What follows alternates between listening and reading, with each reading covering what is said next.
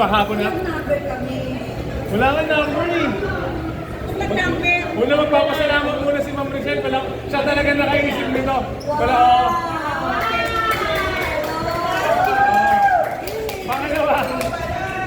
Nilalabas niya. Di ba dapat tanggalin niya rin ang jacket niya, di ba? Take it off! Take it off! Tanggalin mo naman, pakita mo. So, bibigyan ko yung prices. Ito ka may number. Last po, nasa harap dapat. Lahat na may number sa harap. Tapos, sa harap ko pinili.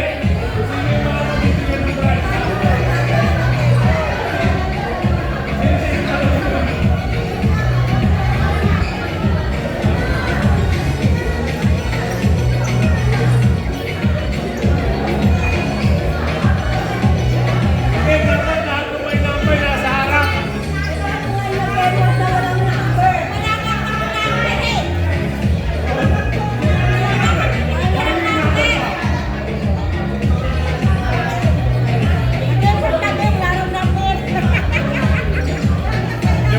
Pambini! O pambini! Biling-bili!